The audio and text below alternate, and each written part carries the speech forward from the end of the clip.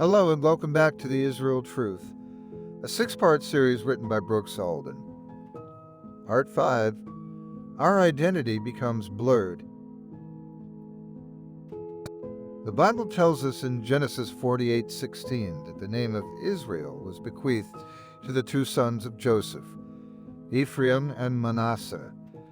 It was the ceremony where Israel placed Joseph's sons above his two firstborn, Reuben and Simeon, and made Joseph the leading tribe of all Israel. Jacob had placed his right hand upon the head of Ephraim and his left on the head of Manasseh, and said, "Bless the lads, and let my name be named upon them, and the name of my fathers, Abraham and Isaac, and let them grow into a multitude in the midst of the earth." With this he bestowed upon Joseph, through his sons, the birthright inherited from his father Isaac, who, in turn, inherited it from his father Abraham, who, in turn, had it bestowed upon him by the Lord God Almighty. It was during this same ceremony that Joseph was told that Manasseh would form a great nation, and Ephraim a multitude of nations.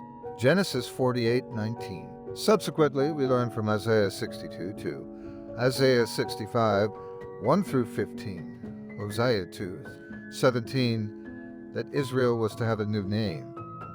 And while this took place, history has shown that the name of Israel never totally died out amongst Israelites, and Part 3 shows some examples of this.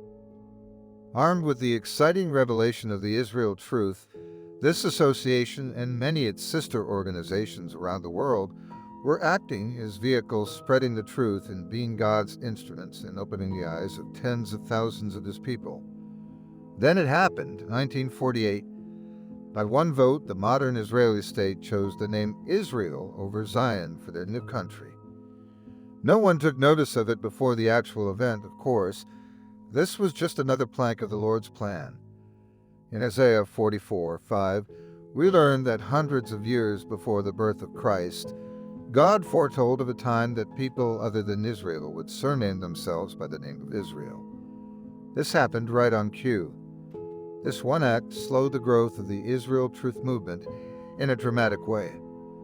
After all, if their country was named Israel, then most people just assumed they were the original Israelites. No notice was taken that the Jewish people did not refer to themselves as Israelites, that they adopted Israeli as their name. Nevertheless, as the early adherents of the Israel Truth aged and passed on, the organizations became smaller and smaller. It didn't help that blinded teachers, pastors, and shepherds looked upon 1948 as a fulfillment of prophecy. Certainly, their preaching, coupled with a media owned by non-Christians, resulted in the Israel Truth movement being looked upon as kind of a radical fringe group of men and women.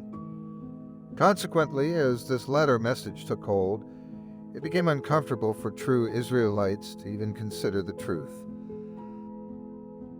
Our theologians seem to find a way to shut their eyes to the marks of identification in the Bible.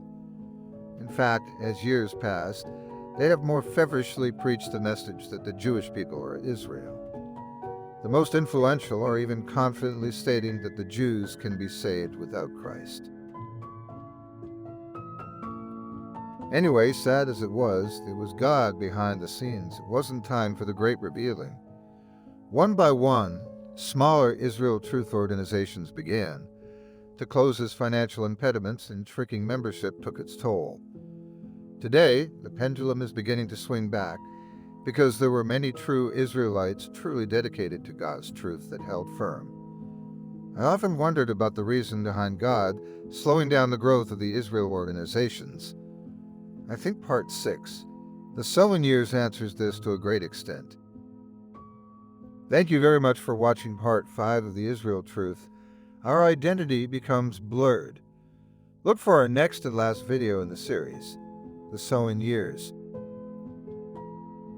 If you would like to learn more about the Israel Truth and our message, consider requesting a complimentary copy of our monthly magazine, Thy Kingdom Come, where we talk more about biblical, historical, and current events.